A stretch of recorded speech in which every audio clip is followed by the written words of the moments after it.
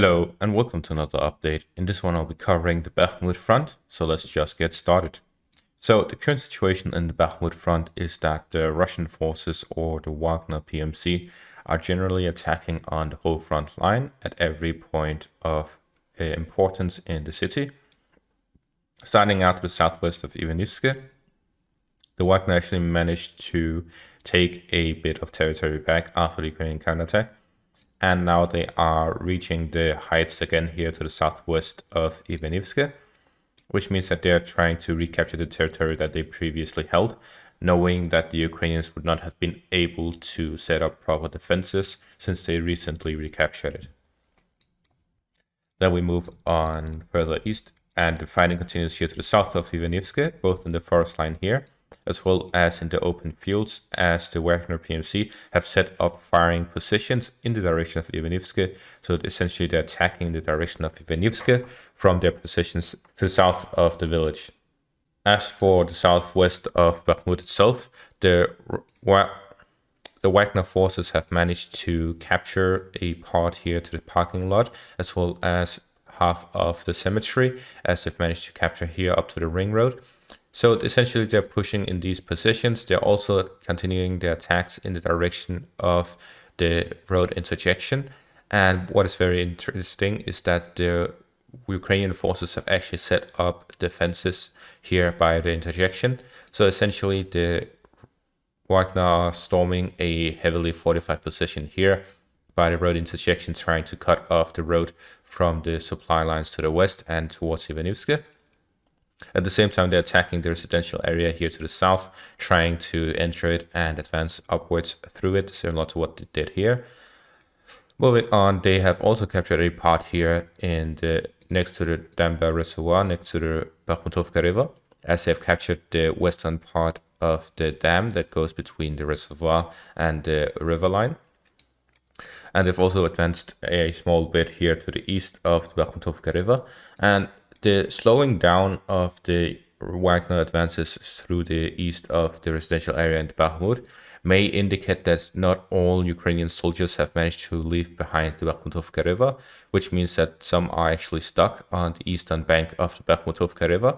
And this adds up to a pro-Ukrainian vlogger who, I don't remember exactly what his name is, but he essentially has some connections to the ground, and he says that the situation to the east of the Bakhmutovka River is critical. This means that there are still Ukrainian soldiers across the river line, and they have essentially been cut off from supplies as none of these bridges work. The only one working is the dam, and it has been cut off.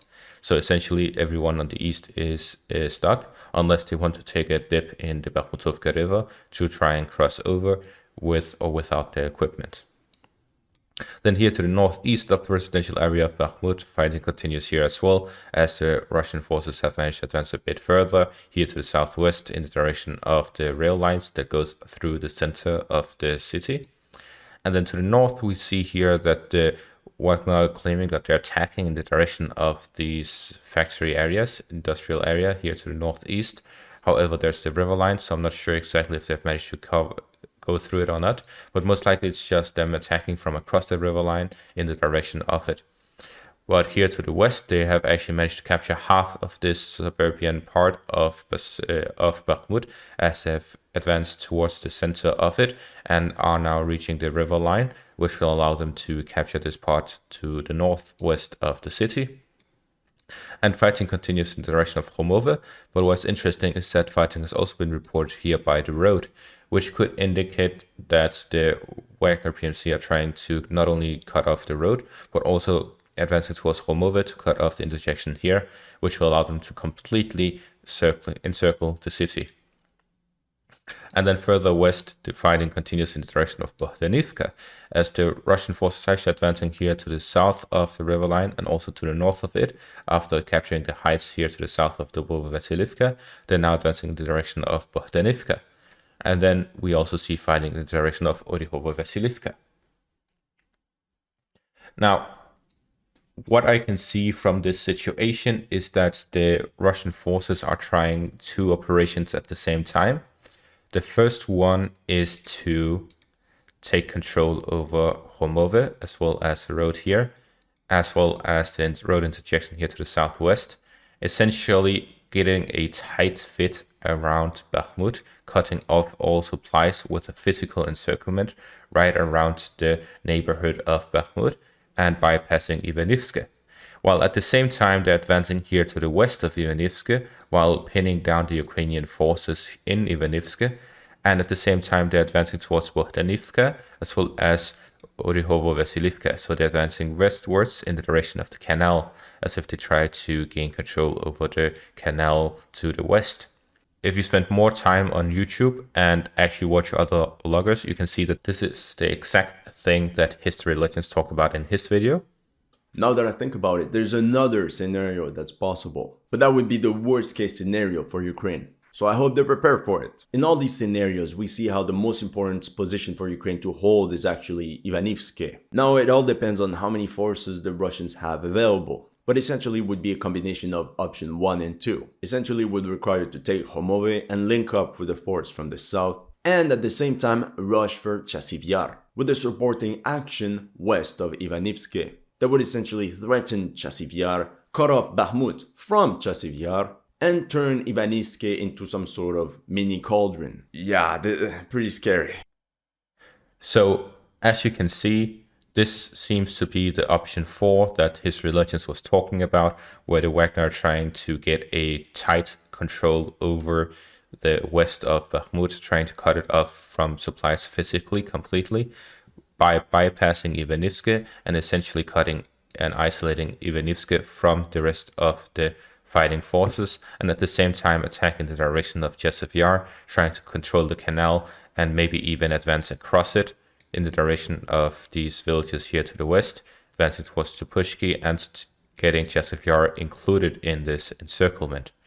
So what we're seeing is that the Russians are really testing their strategic capabilities as well as their general capabilities as they are attempting to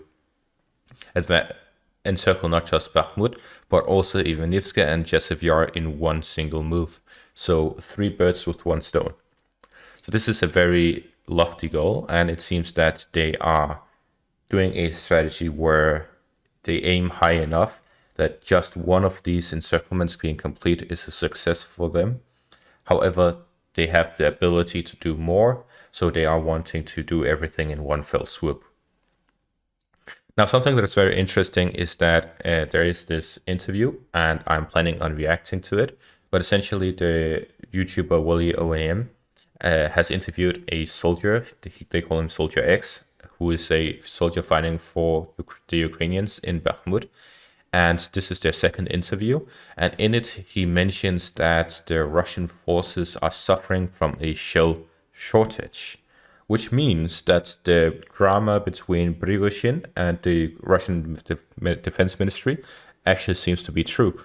Because not only did they complain all of this about the lack of shells and supplies and ammunition, but this Soldier X actually noticed it.